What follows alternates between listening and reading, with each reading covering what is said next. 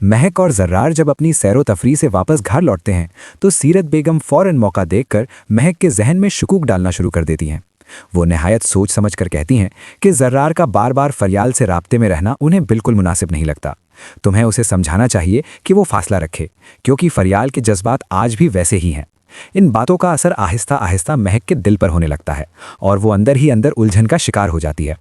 दूसरी तरफ फरियाल ऑफिस पहुंचते ही शहराम को बताती है कि वो जल्द ही नौकरी छोड़ने का इरादा रखती है। शहराम इस बात पर हैरान होता है और वजह पूछता है, मगर फरियाल टाल देती है। बाद में शांजे के बार बार पूछने पर वो सारी हकीकत बयान कर देती है कि उस पर दबाव डाला जा रहा है। ये सुनकर शांजे गुस्से में आ जाती है और शहराम को जाकर सब बताती है कि फरियाल सिर्फ ज़ेनिया के रवैये की वजह से ये कदम उठा रही है। ये बात सुनते ही शहराम का लहजा सख्त हो जाता है और वो ज़ेनिया से जाके वाज़ेह अल्फाज में कहता है कि वो किसी को इस तरह मजबूर करने का हक नहीं रखती। अगर फरियाल ने नौकरी छोड़ी तो इसके नतायज अच्छे नहीं होंगे। दूसरी जानिब ज़रार जब वापस आता है तो महक उससे नाराज़गी के अंदाज में कहती है कि वो फरियाल से बातचीत कम करे, क्योंकि उसे ये सब अच्छा नहीं लग रहा। ज़रार इस बात पर हैरान होता है और समझाने की कोशिश करता है कि जिन लोगों की वजह से उनका रिश्ता बना उन पर शक करना मुनासिब नहीं। अगर फरियाल को ये बात मालूम हुई तो वो दुखी होगी। वो महक को समझाता है कि वो अपने दिल से ये वहम निकाल दे। दोनों के दरमियान ये कशीदगी देखकर सीरत बेगम खामोशी से खुश होती हैं, क्योंकि उनकी बिछाई हुई बिसात रंग लाना शुरू हो जाती है। अगले दिन ज़रार के अस्पताल जाने के बाद महक सीधी फरियाल के घर पहुंचती है।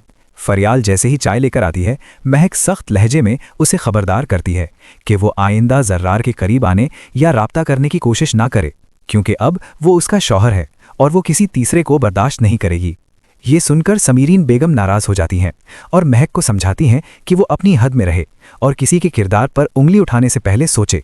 अगर उनके दिल में कुछ गलत होता तो वो खुद कभी ये रिश्ता न करवाती। महक को इस रवैये पर सख्ती से टोक दिया जाता है। इधर ज़ीनिया जब अपनी माँ के पास जाती है तो सीरत बेगम खुशी से बताती हैं कि उनकी चाल कामयाब हो रही है। महक के दिल में फरियाल के खिलाफ बदगुमानी पैदा हो चुकी है और अब जर्रार और महक के दरमियान फासले बढ़ेंगे। ये सुनकर ज़ीनिया मुतमईन हो जाती है।